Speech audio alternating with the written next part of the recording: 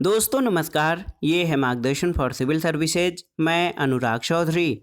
दोस्तों TGT PGT भारतीय इतिहास रिमाइंडर श्रृंखला के अंतर्गत इस वीडियो में प्रस्तुत है प्राचीन भारत के इतिहास के अंतर्गत धार्मिक आंदोलन यानी बौद्ध धर्म एवं जैन धर्म तथा छठी शताब्दी ईसा पूर्व की राजनैतिक स्थिति से संबंधित महत्वपूर्ण प्रश्न जो आपके आगामी परीक्षाओं जैसे TGT PGT ELT grade, government inter college प्रवक्ता, गवर्नमेंट डिग्री कॉलेज, उच्चतर शिक्षा असिस्टेंट प्रोफेसर, केंद्रीय विद्यालय संगठन और नेट जेआरएफ इतिहास के लिए बहुत ही उपयोगी हैं।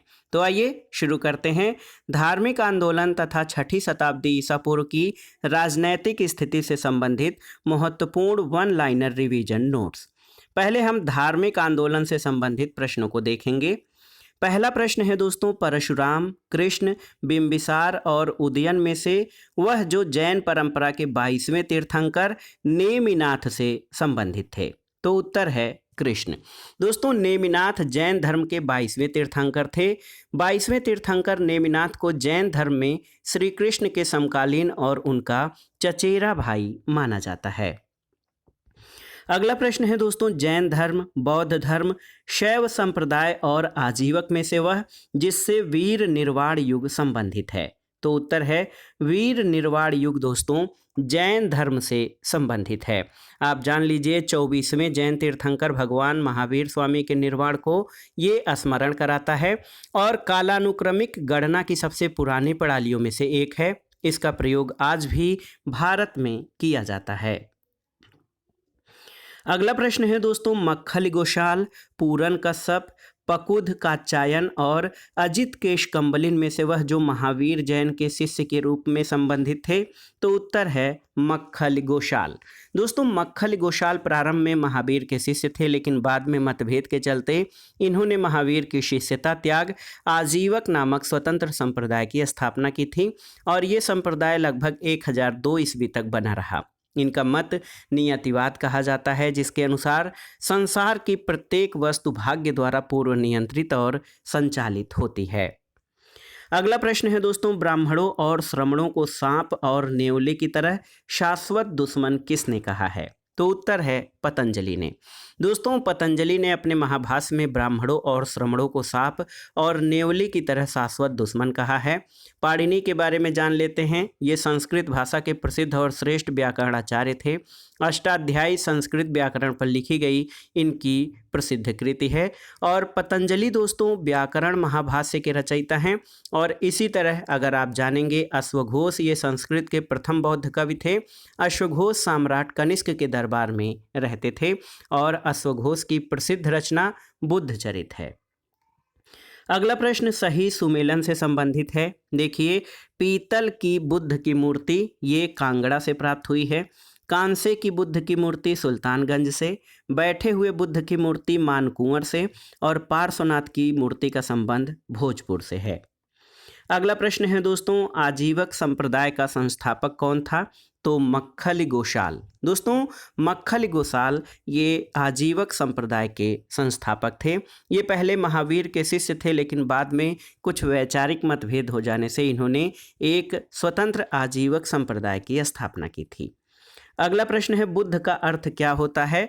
तो बुद्ध का अर्थ होता है प्रबुद्ध या ज्ञानवान। अगला प्रश्न है दोस्तों, समरादित्य कथा का संबंध किससे है। बहुत ही महत्वपूर्ण प्रश्न है दोस्तों। समरादित्य आप जान लीजिए कि समरादित्य कथा का संबंध ये जैन संप्रदाय से है। इसके अलावा जैन संप्रदाय से संबंधित अन्य ग्रंथों में कुवलय माला, तिलक मंजरी, रंभा मंजरी आदि हैं। अगला प्रश्न है दोस्तों, जूनागढ़ अभिलेख, हाथी गुम्फा अभिलेख, एरण अभिलेख और भीतरी अभिलेख में से वह जिसमें प्राचीनतम जैन सन्यासी का प्रमाण मिलता है। तो उत्तर है हाथी गुम्फा अभिलेख में। दोस्तों हाथी गुम्फा अभिलेख में प्राचीनतम जैन सन्यासी का उदाहरण या प्रमाण मिलता है। अगला प्रश्न देखिए, एक सूत्र है भगवापि कौशल को अहमपि कौशल को उद्धरण है किसका। तो उत्तर है मध्यम निकाय का। देखिए, भगवापि कौशल को, अहमपि कौशल को, ये बौद्ध ग्रंथ मध्यम निकाय का उद्धरण है। और इसमें ये पता चलता है कि एक बार प्रसेनजित ने कहा था कि भगवापि कौशल को, अहमपि कौशल को, अहमपि असिसिट्ठ को, भगवपि असिसिट्ठ को, तो यानी बुद्ध कौशल के हैं और मैं भी 80 वर्ष का हूँ और बुद्ध भी। अगला प्रश्न है दोस्तों, दीघ निकाय, अंगुत्तर निकाय, संयुक्त निकाय और मध्यम निकाय में से वह ग्रंथ जिसमें राज्य की उत्पत्ति के सामाजिक अनुबंध सिद्धांत का उल्लेख है। तो उत्तर है सोशल कॉन्ट्रैक्ट थियरी या राज्य के उत्पत्ति के सामाजिक अनुबंध सिद्धांत का उल्लेख दीघ निकाय में मिलता है और दीघ निकाय के अगन्य सूत्र में इसका उल्लेख मिलता है। अगला प्रश्न है दोस्तों, भगवती सूत्र जो ग्रंथ है ये किससे संबंधित है। तो भगवती सूत्र का संबंध जैन धर्म से है और आप जान लीजिए भगवती सूत्र जैन धर्म का सबसे महत्वपूर्ण ग्रंथ है। इसमें जैन धर्म के सिद्धांतों के अतिरिक्त स्वर्ग और नरक के विषय में विस्तृत वर्णन है। अर्थ फलक का संबंध किससे है। तो उत्तर है दोस्तों, अर्थ फलक का संबंध श्वेतांबर संप्रदाय से है। बहुत ही महत्वपूर्ण प्रश्न है, आप याद रखिएगा। अर्थ फलक ये श्वेतांबर संप्रदाय से संबंधित है। अगला प्रश्न है, मेगास्थनीद, डेमेट्रियस, होलियोडोरस और मिनेंडर में से वह जो भागवत धर्म का पहला ज्ञात अनुयायी है। तो सही उत्तर है दोस्तों, आप जान लीजिए, बहुत ही महत्वपूर्ण प्रश्न है। भागवत धर्म का पहला ज्ञात यूनानी अनुयायी हेलियोडोरस था। ये प्रश्न बहुत ही इम्पॉर्टेंट है, आप जान लीजिए कि हेलियोडोरस जो है दोस्तों, ये भागवत धर्म का पहला ज्ञात यूनानी अनुयायी था। मेरु ब्रह्मांडिकी किससे संबंधित है। ये भी प्रश्न आपके लिए बहुत ही महत्वपूर्ण है। तो मेरु ब्रह्मांडिकी का संबंध दोस्तों बौद्ध धर्म से है, आप जान लीजिए।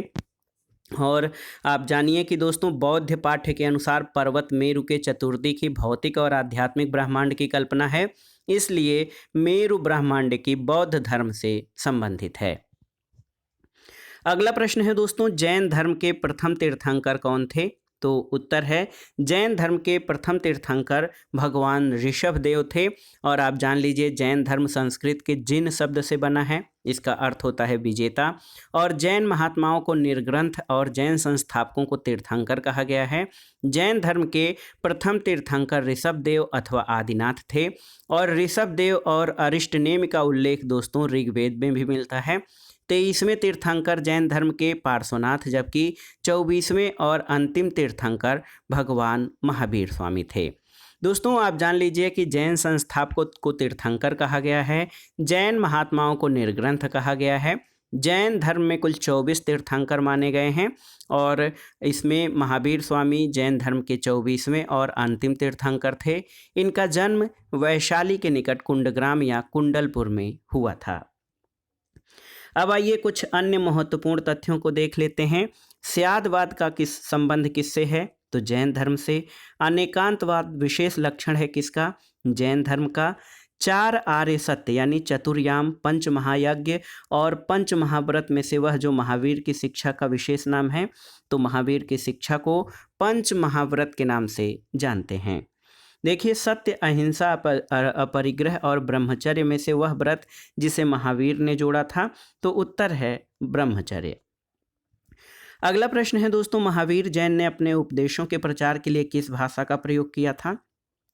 तो ये आम बोलचाल की भाषा, प्राकृत भाषा का प्रयोग किया था महावीर स्वामी ने अपने उपदेशों के प्रचार के लिए। जैन धर्म के अंतिम और 24वें तीर्थंकर कौन थे। तो महावीर स्वामी थे। और देखिए, ऋषभ देव, अजितनाथ, नेमिनाथ और महावीर में से वह तीर्थंकर जिसने सर्वथा वस्त्र त्याग करने का आदेश दिया था। तो ये थे महावीर स्वामी। अगला प्रश्न है दोस्तों, प्रथम जैन संगीत कहाँ हुई थी। तो ये पाटलिपुत्र में आयोजित हुई थी। और जग्गयपेट शिल्प का संबंध किससे है। तो उत्तर है जग्गयपेट शिल्प का संबंध बौद्ध से है। अगला प्रश्न है दोस्तों, जैन परंपरा के अनुसार वह तीर्थंकर जिसका पुत्र बाहुबली था। तो उत्तर है ऋषभनाथ या ऋषभ देव के पुत्र बाहुबली के नाम से जाने जाते हैं। भारत के पराक्रमी और प्रथम चक्रवर्ती सम्राट जो थे बाहुबली थे। और ऋषभ देव के अन्य नामों में ऋषभनाथ, आदिनाथ और वृषभनाथ आते हैं। अगला प्रश्न है दोस्तों, शांतिनाथ, मल्लनाथ, नेमिनाथ और श्वेतांबर परंपरा के अनुसार स्त्री तीर्थंकर कौन है? तो ये हैं मल्लिनाथ। दोस्तों श्वेतांबर जैनियों को यति, आचार्य और साधु कहा जाता था, जबकि दिगंबर जैनियों को झुल्लक, ऐल्लक और निर्ग्रंथ कहा जाता था। और आप जान लीजिए, श्वेतांबर अनुयायी ज्ञान प्राप्ति के बाद भोजन ग्रहण करने में विश्वास करता है, किंतु दिगंबर के अनुसार आदर्श साधु भोजन ग्रहण नहीं करता है। श्वेतांबर मत के अनुसार महावीर स्वामी का विवाह हुआ और पुत्री भी उत्पन्न हुई, जबकि दिगंबरों के अनुसार वे अविवाहित थे। और दोस्तों आप जान लीजिए कि श्वेतांबर मत के अनुसार 19वें तीर्थंकर मल्लिनाथ स्त्री थे, जबकि दिगंबरों के अनुसार वो पुरुष थे। अगला प्रश्न है दोस्तों, जैन धर्म के 23वें तीर्थंकर कौन माने जाते हैं? तो पार्श्वनाथ। पार्श्वनाथ के पिता का नाम क्या था? तो पार्श्वनाथ के पिता का नाम दोस्तों अश्वसेन था। याद रखिएगा, पार्श्वसेन के पिता का नाम दोस्तों अश्वसेन था। और आप जान लीजिए कि पार्श्वनाथ जैन धर्म के 23वें तीर्थंकर थे। इनके पिता अश्वसेन काशी के राजा थे और इनका जन्म काशी यानी वाराणसी में हुआ था।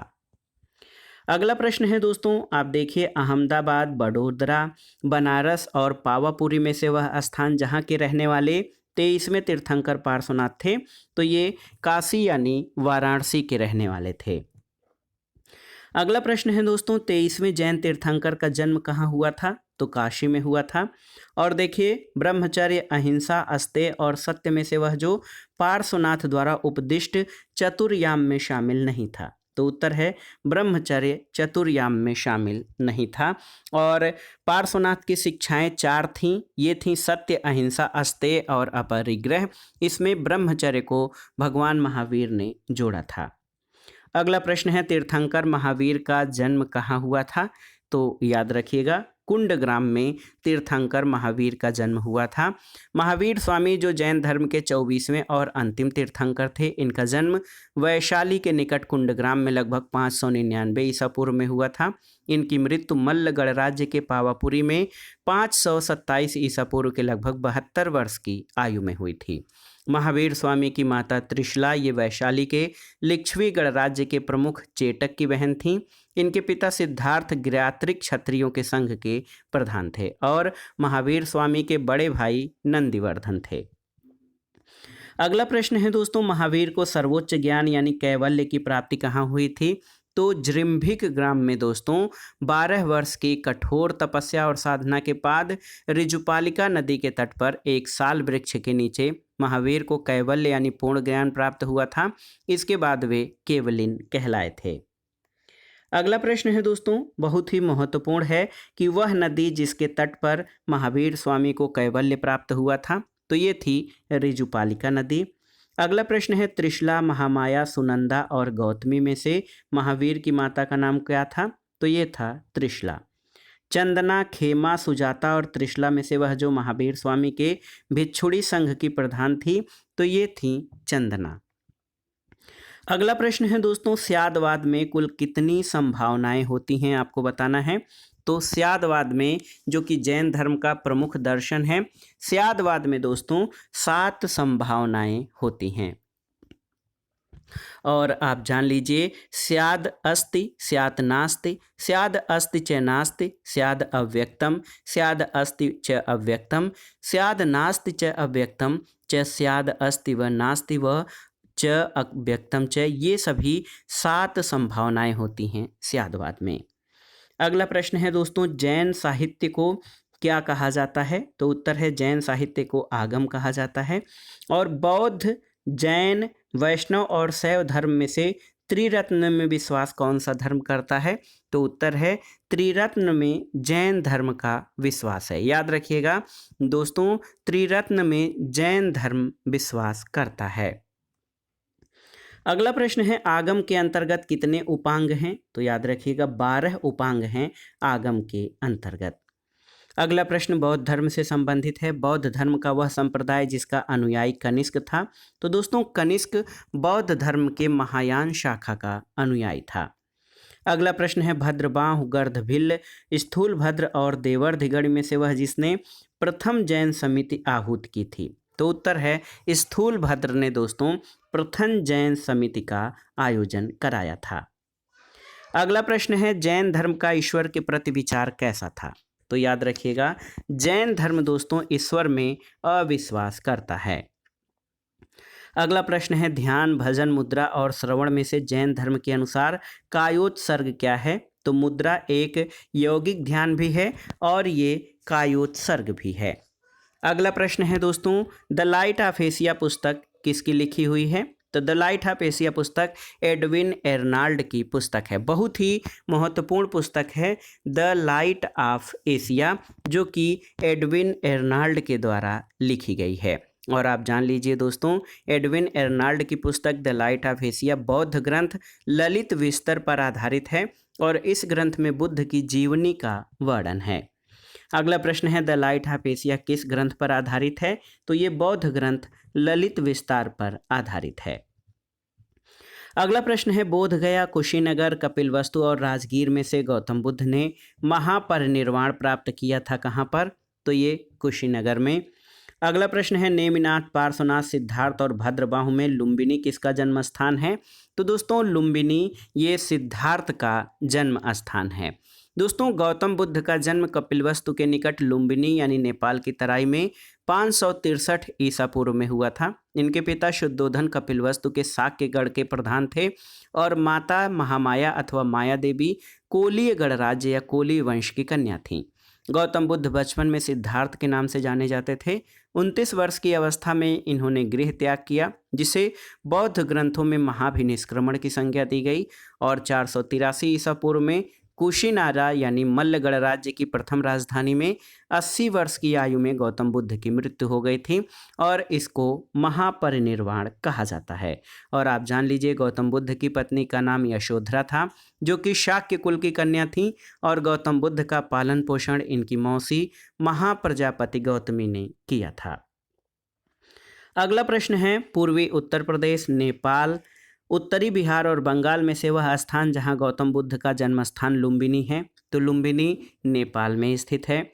गौतम बुद्ध के पिता शुद्धोधन कहाँ के राजा थे? तो ये कपिलवस्तु के शाक्यगढ़ के राजा थे, राजा शुद्धोधन। अगला प्रश्न है दोस्तों, शाक्य गणतंत्र में सभा स्थल में भेंट करने वाले स्थान को क्या कहते थे? तो ये सांथागार कहलाता था। बहुत ही महत्वपूर्ण प्रश्न है, आप जान लीजिए दोस्तों कि शाक्य गणतंत्र में सभा स्थल भेंट करने वाले स्थान को सांथागार कहते थे और शाक्य के निर्वाचित गण सभा करने के लिए सांथागार में इकट्ठे होते थे। सांथागार शाक्य गणतंत्र में महत्वपूर्ण राजनीतिक, सामाजिक और आर्थिक मंतव्य में एक रूपता लाने के लिए सदस्यों की बैठक करने का सभा स्थल था, जो कि आधुनिक विधानसभा भवनों जैसे होते थे। अगला प्रश्न है दोस्तों, आनंद, सारिपुत्र, मोगल्लायन और सुभद्र में से वह जो गौतम बुद्ध द्वारा अपने धर्म में दीक्षित किया जाने वाला अंतिम व्यक्ति था? तो ये था सुभद्र। दोस्तों अपने जीवन के अंतिम वर्ष में गौतम बुद्ध अपने शिष्य चुंद के यहाँ पावा पहुँचे। यहाँ सूकर, माछो भोजन सामग्री खाने से ये अतिसार रोग से पीड़ित हो गए और फिर ये पावा से कुशीनगर चले गए और यहीं सुभद्र को उन्होंने अपना अंतिम उपदेश दिया था। अगला प्रश्न है दोस्तों, देखिए बहुत ही महत्वपूर्ण प्रश्न है, जन्म, गृह त्याग, संबोधि और महापरिनिर्वाण में से वह जो बुद्ध के जीवन से संबंधित घटना में वैशाख पूर्णिमा को घटित नहीं हुई थी? तो याद रखिएगा, गृह त्याग। गृह त्याग दोस्तों ये वैशाख पूर्णिमा के दिन घटित नहीं हुई थी। वैशाख पूर्णिमा को बुद्ध पूर्णिमा भी कहा जाता है। इसे बुद्ध जयंती के नाम से जानते हैं। दोस्तों कठिन साधना के बाद वैशाख पूर्णिमा की रात को एक पीपल के वृक्ष के नीचे उन्हें ज्ञान यानी बोधि प्राप्त हुआ और वो बुद्ध के नाम से विख्यात हुए।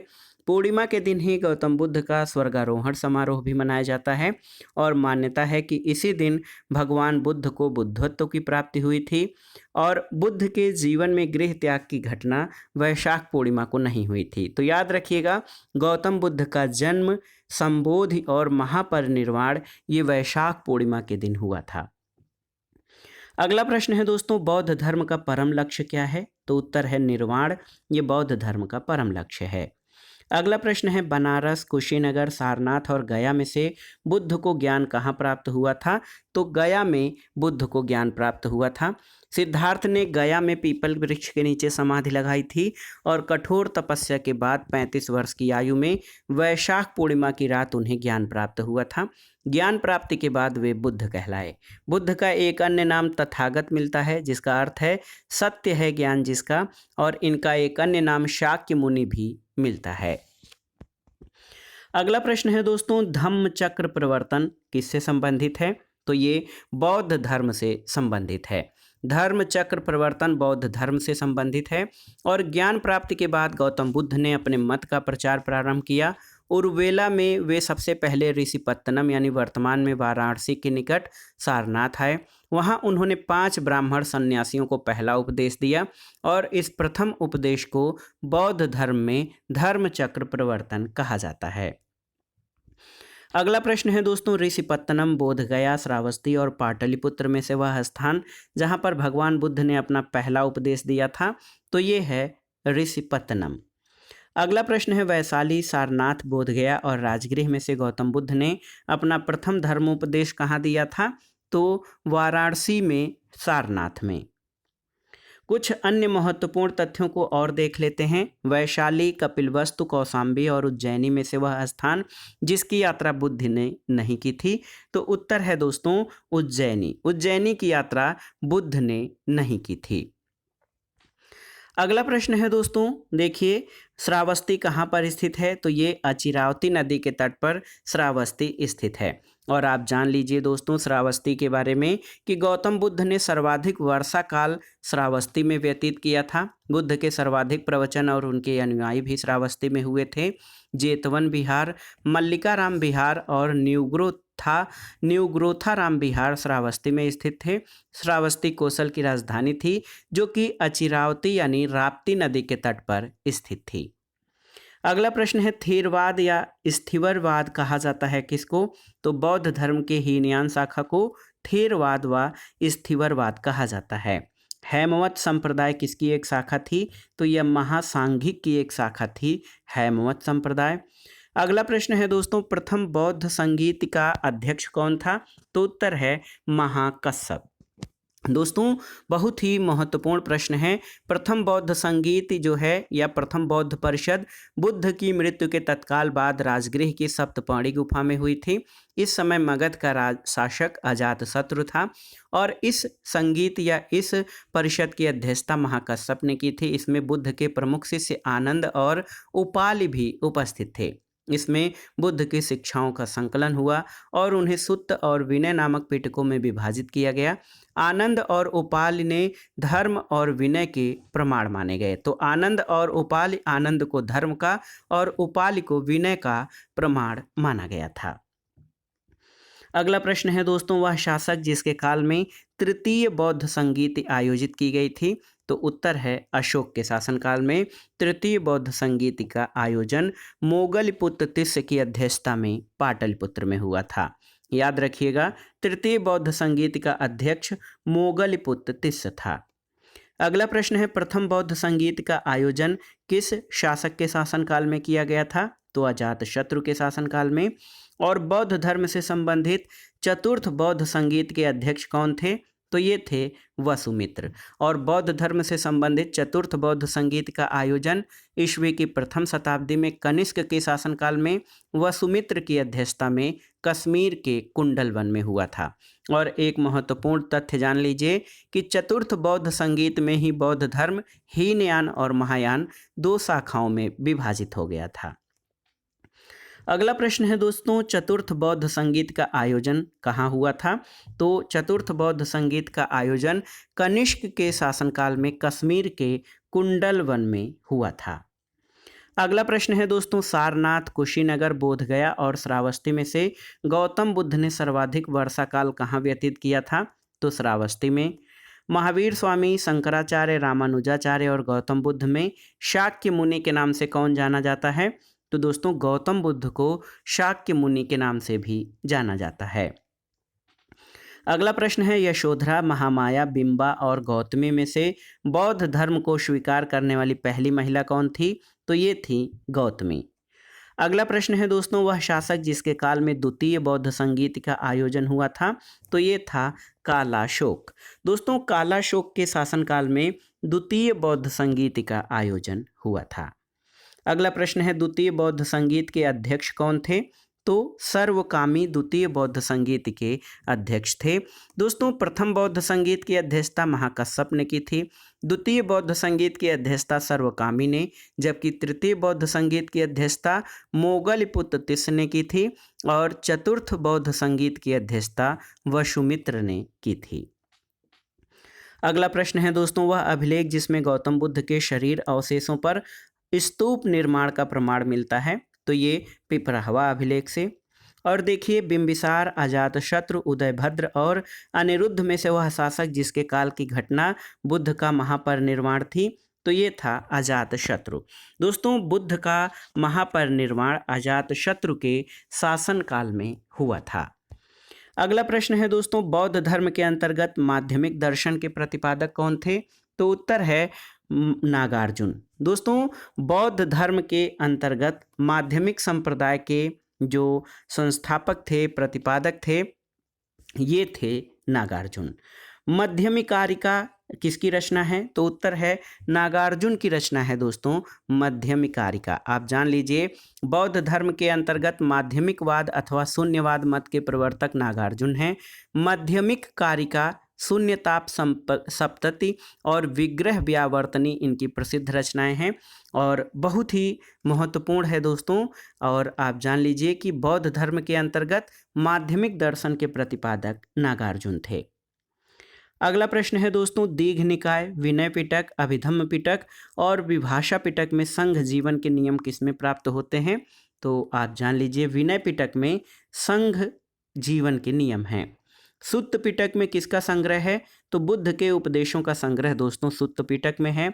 अभिधम्म पिटक में किसका वर्णन है, तो बौद्ध दार्शनिक सिद्धांतों का वर्णन अभिधम्म पिटक में किया गया है। अगला प्रश्न है दोस्तों, बौद्ध धर्म के त्रिरत्न कौन माने जाते हैं, बुद्ध, धम्म और संघ को बौद्ध धर्म का त्रिरत्न कहा जाता है। त्रिपिटक किससे संबंधित है, तो दोस्तों विनय पिटक, सुत्त पिटक और अभिधम्म पिटक ये त्रिपिटक कहलाते हैं। इनका संबंध बौद्ध धर्म से है। अगला प्रश्न है दोस्तों, बौद्धों का वह धर्म ग्रंथ जिसमें गौतम बुद्ध के पूर्ववर्ती जन्मों की कथाएं संकलित हैं, इसको जातक कहा जाता है। जातक कथाओं में दोस्तों बुद्ध के पुनर्जन्म की कथाएं वर्णित हैं और आप जान लीजिए जो जातक कथाओं का वर्णन सुत्त पिटक के अंतर्गत खुद्दक निकाय का 10वां भाग है और इन कथाओं में भगवान बुद्ध के पूर्व जन्म की कथाएं हैं और जातक के वर्तमान रूप में 550 से अधिक कहानियां पाई जाती हैं और जातक कथाएं ये दर्शाती हैं कि बोधिसत्व का अवतार मनुष्य के रूप में भी हो सकता है और पशुओं के रूप में भी। अगला प्रश्न है दोस्तों, अश्वघोष, बुद्धघोष, वसुमित्र और नागार्जुन में से बौद्ध धर्म ग्रंथों का महान टीकाकार कौन था, तो बुद्धघोष। दोस्तों बुद्धघोष ये बौद्ध धर्म ग्रंथों का टीकाकार था। अगला प्रश्न है दोस्तों, वह बौद्ध संगीत जिसमें बौद्ध धर्म हीनयान और महायान शाखाओं का उदय हुआ था या बौद्ध धर्म का विभाजन हीनयान और महायान में हुआ था, तो ये था चौथी बौद्ध संगीति। अगला प्रश्न है दोस्तों, वैशाली, बोधगया, सारनाथ और राजगृह में से महासांघिक स्कूल का उदय कहाँ हुआ था, तो वैशाली में हुआ था। और देखिए शुंग युग, कुषाण युग, गुप्त युग और मौर्य युग में से बुद्ध की मानव रूप में प्रस्तुति कहाँ हुई है, तो ये कुषाण युग में हुई है दोस्तों बुद्ध की मानव रूप में प्रस्तुति। अगला प्रश्न है दोस्तों, राम, कृष्ण, शंकराचार्य और वेदव्यास में से भागवत धर्म के संस्थापक कौन हैं, तो उत्तर है भागवत धर्म के संस्थापक दोस्तों ये कृष्ण हैं। अगला प्रश्न है, सर्वप्रथम कृष्ण को देवकी पुत्र कहाँ पर कहा गया है, तो छांदोग्य उपनिषद में दोस्तों जो है ये छांदोग्य उपनिषद में सबसे पहले कृष्ण को देवकी पुत्र कहा गया है। अगला प्रश्न है दोस्तों, विष्णु और शिव के संयुक्त विग्रह की संज्ञा क्या है, तो विष्णु और शिव के संयुक्त विग्रह को हरिहर कहा जाता है और विष्णु पुराण में विष्णु को ही शिव कहा गया है, तो शिव पुराण के अनुसार शिव के 1000 नामों में से एक है विष्णु। स्वयं विष्णु शिव को अपना भगवान कहते हैं और शिव और विष्णु ने अपनी एक रूपता दर्शाने के लिए हरिहर का रूप धरा था, जिसमें शरीर का एक हिस्सा विष्णु यानी हरि और दूसरा हिस्सा शिव यानी हर का है। अगला प्रश्न है, जैन धर्म, वैष्णव धर्म, शैव धर्म, शाक्त धर्म में से नवधा भक्ति की संकल्पना किस में पाई जाती है? तो नवधा भक्ति की संकल्पना दोस्तों आप जान लीजिए कि ये वैष्णव धर्म का महत्वपूर्ण अंग है नवधा भक्ति। और नवधा भक्ति वैष्णव धर्म में महत्वपूर्ण संस्कार है दोस्तों। ये मंदिर, मूर्ति, निवेदन, दासत्व, स्थान, धूप दीप, नैवेद्य, पुष्प, संगीत आदि अनेक क्रियाओं से अपने उपास्य को प्रसन्न रखने का आयोजन था। अगला प्रश्न है, आदि शंकर का दर्शन कौन सा है? तो आदि शंकर का दर्शन अद्वैत दर्शन कहलाता है। न्याय दर्शन के प्रवर्तक कौन हैं? तो गौतम मुनि न्याय दर्शन के प्रवर्तक हैं। अगला प्रश्न है, शिव, विष्णु, वासुदेव और सूर्य में से अलवारों ने भक्ति गीतों को लोकप्रिय बनवाया? तो अलवार संतों ने विष्णु के भक्ति गीतों को लोकप्रिय बनाया है, जबकि नयनार संतों ने दोस्तों शिव की आराधना की है। अगला प्रश्न, सही सुमेलन करना है। रामानुज, तो रामानुज विशिष्टाद्वैत से संबंधित हैं। माधवाचार्य द्वैतवाद से, निम्बार्काचार्य द्वैताद्वैत से और वल्लभाचार्य का संबंध शुद्धाद्वैत से है। अगला प्रश्न है दोस्तों, पाशुपत, कापालिक, कश्मीरी शैव और शाक्त संप्रदाय में से वह संप्रदाय जिसके अनुयायी भैरव को अपना इष्ट देव मानते थे? तो उत्तर है कापालिक संप्रदाय। दोस्तों कापालिक संप्रदाय शैव धर्म का दूसरा प्रमुख संप्रदाय है। इसके उपासक भैरव को शिव का अवतार मानकर उनकी उपासना करते हैं। अगला प्रश्न है, शतपथ ब्राह्मण, कठोपनिषद, पाणिनि के अष्टाध्यायी और भगवत गीता में से वासुदेव की पूजा का सर्वप्रथम उल्लेख कहाँ मिलता है? तो पाणिनि की अष्टाध्यायी में दोस्तों वासुदेव की पूजा का सबसे प्राचीनतम प्रमाण मिलता है। और भागवत धर्म के संस्थापक वासुदेव कृष्ण थे, जो कि वृष्णवंशीय यादव कुल के नेता थे।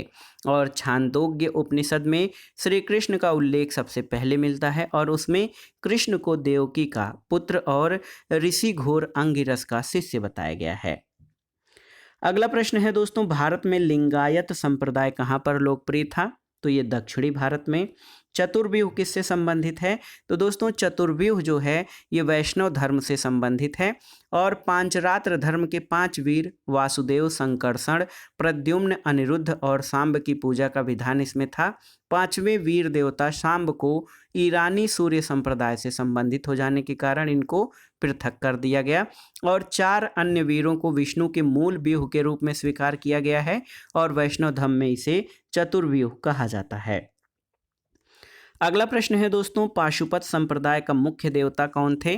तो ये थे लकुलिश। और पाशुपत संप्रदाय के संस्थापक लकुलिश का जन्म कहाँ हुआ था? तो ये गुजरात में इनका जन्म हुआ था। और आप जान लीजिए गुजरात के कायावरोहण में लकुलिश का जन्म हुआ था और इन्हें शिव का 18वां अवतार माना जाता है। अगला प्रश्न है दोस्तों, सांख्य, अद्वैतवाद, मीमांसा और विशिष्टाद्वैत में से भागवत धर्म का दार्शनिक संप्रदाय क्या था? तो उत्तर है विशिष्टाद्वैत दोस्तों भागवत धर्म का ये दार्शनिक संप्रदाय था। अगला प्रश्न है, प्रसिद्ध शिक्षक जैन शिक्षक स्थूलभद्र का जन्म कहाँ हुआ था? तो स्थूलभद्र का जन्म पाटलिपुत्र में हुआ था। अगला प्रश्न है, बौद्ध धर्म में बहुजन हिताय बहुजन सुखाय की अवधारणा में लोगों की बहुसंख्या के कारण कल्याण की कामना है, कथन है। कारण है कि इसका उद्देश्य लोगों की बहुसंख्या की समस्याओं को मिटाना है। तो ये गलत है, इसमें एक सही है और आर गलत है। अगला प्रश्न है दोस्तों, जैन धर्म के वास्तविक संस्थापक किस वंश थे? तो सही उत्तर है ज्ञात्रिक कुल के या ज्ञात्रिक वंश से संबंधित हैं भगवान महावीर स्वामी। अगला प्रश्न है दोस्तों, बुद्ध ने अपने सर्वाधिक उपदेश कहाँ पर दिए थे? तो श्रावस्ती में, और यहीं पर उन्होंने अपना सर्वाधिक वर्षा काल भी व्यतीत किया था। अगला प्रश्न है, अंड, मेध, छत्र और अंतराल में से बौद्ध स्थापत्य कला का भाग क्या नहीं है? तो अंतराल दोस्तों बौद्ध स्थापत्य कला का भाग नहीं है। अगला प्रश्न है, जैन कल्पसूत्र की सबसे प्राचीन चित्रकारी संबंधित थी किससे? तो मालवा और गुजरात क्षेत्र से संबंधित थी जैन कल्पसूत्र की सबसे प्राचीन चित्रकारी। अगला प्रश्न सुमेलन करना है जैन शब्दावली और उनके अर्थ का। देखिए, भद्रक का अर्थ जैन धर्म में दिगंबर मंदिर प्रबंधक होता है।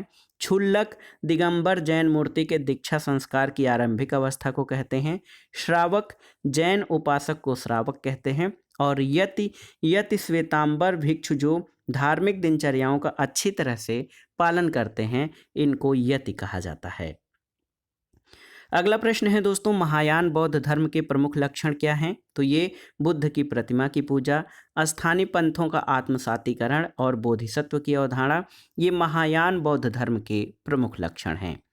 अगला प्रश्न है जैन भिक्षुणी बनने वाली पहली महिला कौन थी? तो ये थी चंदना। और देखिए, तीर्थंकरों का जैन परंपरा में स्वीकृत अनुक्रम क्या है? तो पहले शांतिनाथ, फिर कुंथुनाथ, अरनाथ और मल्लीनाथ का स्थान आता है ये क्रम से। अगला प्रश्न है दोस्तों, अनेकांतवाद, गणधर, पतिमोक्ष, स्यादवाद में से जैनवाद से कौन संबंधित नहीं है? तो जैन मत से पतिमोक्ष का संबंध नहीं है। अगला प्रश्न है दोस्तों, बुद्ध के समकालीन धार्मिक संप्रदायों का उल्लेख किस बौद्ध साहित्य में मिलता है? तो ये ब्रह्मजाल सुत्त में। अब आइए देख लेते हैं दोस्तों, प्रतीक और बुद्ध के जीवन की घटनाओं से कौन कौन से संबंधित हैं। तो आप जान लीजिए, कमल जो है वो बुद्ध के जन्म का प्रतीक है, घोड़ा उनके गृह त्याग का, चक्र प्रथम धर्मोपदेश का प्रतीक है और स्तूप बुद्ध के महापरिनिर्वाण का प्रतीक है। दोस्तों, धार्मिक आंदोलन के बाद आइए छठी शताब्दी ईसा पूर्व की राजनैतिक स्थिति से संबंधित जो महत्वपूर्ण प्रश्न हैं उनको देख लेते हैं।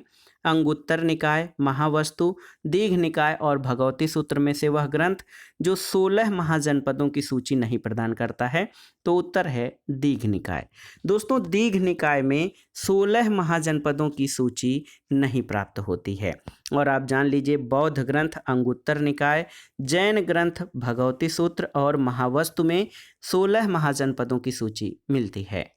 अंग, कौशल, मगध और वज्ज में से वह जो एक गणतंत्रवादी राज्य था, तो ये था वज्जी।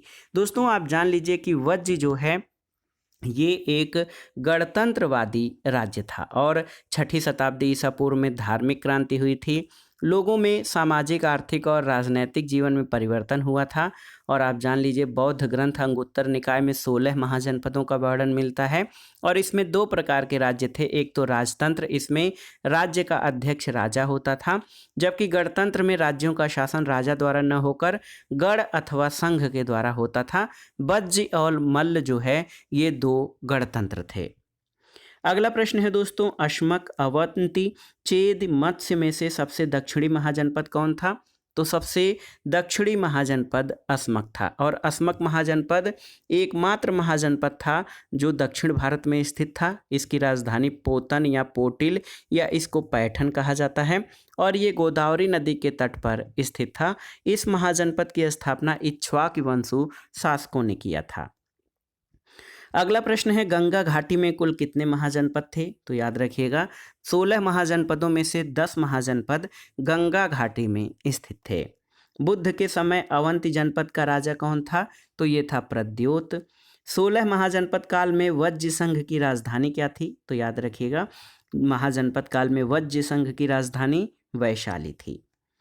अगला प्रश्न है दोस्तों, कंबोज, वत्स, अवंती और अस्मक में से गोदावरी नदी के तट पर स्थित कौन सा महाजनपद था?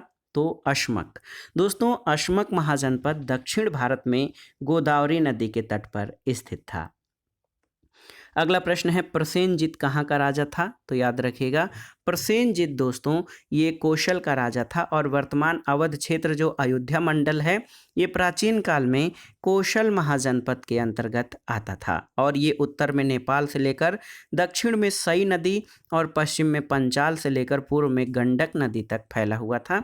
कौशल की राजधानी श्रावस्ती थी और बुद्ध के समय कौशल का राजा प्रसेनजित था। अगला प्रश्न है, ग्रीक लेखक मेथोरा को किस महाजनपद की राजधानी से संबंधित करते हैं? तो ये था सुरसेनोई।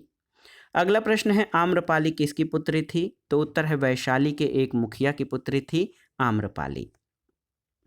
अगला प्रश्न है दोस्तों, पाटलिपुत्र, पेशावर, अलकापुरी और कौशाम्बी में से वह जिसकी पहचान कुसुमपुर से की जाती है?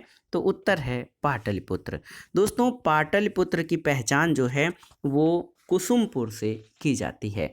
और पाटलिपुत्र दोस्तों, उदयन ने अपने शासनकाल के दौरान गंगा और सोन नदियों के संगम पर पाटलिपुत्र नामक स्थान की स्थापना की थी, नगर की, और उसने राजगृह से अपनी राजधानी पाटलिपुत्र में स्थानांतरित की थी। यानी उदयन ने अपनी राजधानी पाटलिपुत्र स्थानांतरित की थी। अगला प्रश्न है दोस्तों, मगध साम्राज्य का पहला शिकार कौन सा राज्य था? तो ये अंग महाजनपद था। और देखिए, चंद्रगुप्त मौर्य, बिंबिसार, अशोक और बिंदुसार में से वह शासक जिसने अंग को मगध में शामिल किया था, तो ये था बिंबिसार। अगला प्रश्न है दोस्तों, मत्स्य महाजनपद की राजधानी क्या थी? तो मत्स्य महाजनपद की राजधानी विराटनगर थी। और देखिए, उत्तर भारत में गणतंत्र एवं राजतंत्र यानी महाजनपद की स्थापना लगभग कब हुई थी?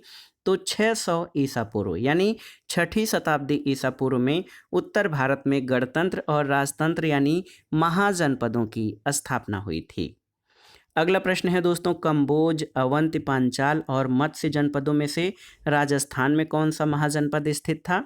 तो याद रखिएगा, मत्स्य महाजनपद ये राजस्थान में स्थित था। अगला प्रश्न है दोस्तों, देखिए, बिंबिसार किससे संबंधित है? हर्यक वंश से। अपरो परशुराम किसको कहा जाता है? तो महापद्म नंद को दोस्तों अपरो परशुराम कहा जाता है। अगला प्रश्न है, अजातशत्रु, उदयभद्र, कालाशोक और अनिरुद्ध में से वह जिसके शासनकाल में पाटलिपुत्र मगध की राजधानी बनी? तो याद रखिएगा, उदयन या उदयभद्र के शासनकाल में पाटलिपुत्र मगध की राजधानी बनी थी। अगला प्रश्न है, पाटलिपुत्र का संस्थापक कौन था? तो उदयभद्र या उदयन दोस्तों ये पाटलिपुत्र का संस्थापक था। अगला प्रश्न है, श्रेणिक के नाम से किसे जाना जाता है? तो आप जान लीजिए दोस्तों, श्रेणिक के नाम से अजातशत्रु बिंबिसार को जाना जाता है। याद रखिएगा, बिंबिसार को श्रेणिक के नाम से जाना जाता है। और इसने अंग नरेश ब्रह्मदत्त को हराया और अंग को मगध में शामिल कर लिया। बिंबिसार की हत्या उसके पुत्र अजातशत्रु ने की थी और बिंबिसार ने लगभग 544 ईसा पूर्व से 492 ईसा पूर्व तक शासन किया था। अगला प्रश्न है दोस्तों, कीकट क्षेत्र किससे समीकृत किया जाता है? तो कीकट क्षेत्र का उल्लेख वेदों में मिलता है और ये मगध राज्य से संबंधित है। अगला प्रश्न है, लिच्छवीगढ़ राज्य कहाँ पर स्थित था? तो ये बिहार राज्य में स्थित था लिच्छवीगढ़ राज्य। वत्स महाजनपद की राजधानी कहाँ स्थित थी? तो याद रखिएगा, कौशाम्बी में। और 16 महाजनपदों में से श्रावस्ती किसकी राजधानी थी? तो दोस्तों 16 महाजनपदों में श्रावस्ती जो है ये कौशल की राजधानी थी। अंग महाजनपद की राजधानी क्या थी? तो आप जानते हैं, अंग महाजनपद की राजधानी चंपा थी। अगला प्रश्न सुमेलन करना है दोस्तों, सूरसेन मथुरा, गांधार तक्षशिला, कौशल जो राजधानी था अयोध्या या श्रावस्ती, और वैशाली वज्र संघ की राजधानी थी। अगला प्रश्न है दोस्तों, अजातशत्रु किससे संबंधित था? तो अजातशत्रु का संबंध हर्यक वंश से है। आप जान लीजिए, हर्यक वंश से अजातशत्रु का संबंध था। अजातशत्रु किसका पुत्र था? तो ये बिंबिसार का पुत्र था। अगला प्रश्न है दोस्तों, बिंबिसार, बिंदुसार, अजातशत्रु और चंद्रगुप्त मौर्य में से वह जो कुड़िक के रूप में विख्यात है? तो याद रखिएगा, कुड़िक के रूप में अजातशत्रु को कहा जाता है। दोस्तों जैन परंपरा में कुड़िक के नाम से विख्यात है अजातशत्रु, जबकि बौद्ध परंपरा में वो अजातशत्रु के नाम से जाना जाता है। अजातशत्रु मगध का राजा था, हर्यक वंश के संस्थापक बिंबिसार का पुत्र था और इसकी हत्या इसके पुत्र उदयन या उदयभद्र के द्वारा की गई थी। और अजातशत्रु के शासनकाल में 8वें वर्ष में बुद्ध को महापरिनिर्वाण प्राप्त हुआ था। अगला प्रश्न है दोस्तों, साल्वती, आम्रपाली, वसंत सेना और रामानिया में से वह गणिका जिसका गणकाभिषेक राजगृह में हुआ था? तो ये थी साल्वती। और देखिए, प्रद्योत, उदयन, अशोक और बिंबिसार में से जीवक किसका राजवैद्य था? तो उत्तर है दोस्तों, जीवक जो है ये बिंबिसार का राजवैद्य था। कालाशोक किस वंश से संबंधित था? तो शिशुनाग वंश से। श्रेणी किसे कहते थे? व्यापार संघों को श्रेणी कहा जाता था। दोस्तों सिकंदर ने भारत पर कब आक्रमण किया था? 326 ईसा पूर्व में सिकंदर ने भारत पर आक्रमण किया था? बहुत ही महत्वपूर्ण प्रश्न है। सिकंदर ने भारत पर 326 ईसा पूर्व में आक्रमण किया था। सिकंदर मैसिडोनिया के क्षत्रप फिलिप द्वितीय का पुत्र था और सिकंदर के आक्रमण के समय पश्चिमोत्तर भारत अनेक छोटे छोटे राज्यों में विभक्त था। उसने भारत पर 326 ईसा पूर्व में आक्रमण किया, लेकिन वो व्यास नदी से आगे नहीं बढ़ सका था। सिकंदर भारत में कुल 19 महीने रहा और इस समय मगध का शासक घनानंद था। अगला प्रश्न है, नंद वंश का अंतिम सम्राट कौन था? तो ये घनानंद था। नंद वंश के तुरंत बाद मगध पर किस वंश ने शासन किया था? तो मौर्य वंश ने शासन किया था। अगला प्रश्न कथन और कारण से संबंधित है। देखिए, कथन है दोस्तों कि भारत में द्वितीय नगरीकरण लौह तकनीक के कारण हुआ था। कारण है कि लौह तकनीक गतिशील शक्ति थी। तो दोस्तों ए और आर दोनों सही हैं और आर ए की सही व्याख्या भी करता है। अगला प्रश्न है दोस्तों, वैशाली के शासक चेटक के विरुद्ध अजात शत्रु के युद्ध के क्रम में अजात शत्रु के मंत्री वस्कार ने बुद्ध से भेंट कहाँ पर किया था? तो राजगृह में किया था। और अगला प्रश्न देखिए, महाजनपद और उनकी राजधानी का सुमेलन कराना है। अस्मक महाजनपद की राजधानी पोटन या पोतन थी। चेद महाजनपद की राजधानी शुक्तिमती थी। दक्षिणी पंचाल की राजधानी कामपिल्य और सूरसेन की राजधानी मथुरा थी। अगला प्रश्न है दोस्तों, श्रावस्ती में मक्खली गोसाल अधिकांशतः हाला हला की कार्यशाला में ठहरते थे। वह महिला जिस समुदाय से संबंधित थी? तो उत्तर है कुम्हार समुदाय से संबंधित थी श्रावस्ती में मक्खली गोसाल, जहां पर हाला हला की कार्यशाला में ठहरते थे। अगला प्रश्न दोस्तों सुमेलन करना है और ये इस वीडियो का आखिरी प्रश्न है। देखिए, महाजनपद और उनकी राजधानियों का क्रम आपको सुमेलित करना है।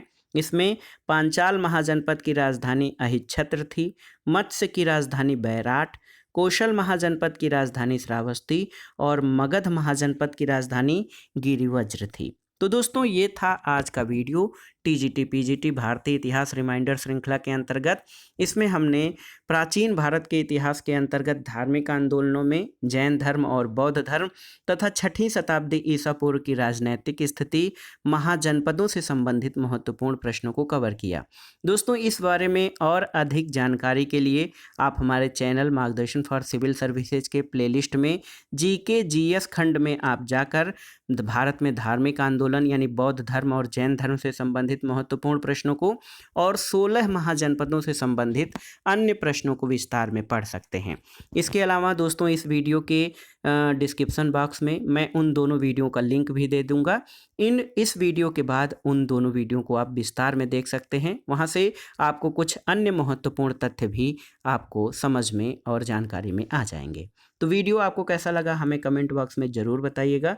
वीडियो को लाइक करें, शेयर करें और इस चैनल मार्गदर्शन फॉर सिविल सर्विसेज को सब्सक्राइब करें। वीडियो देखने के लिए धन्यवाद दोस्तों। नमस्कार।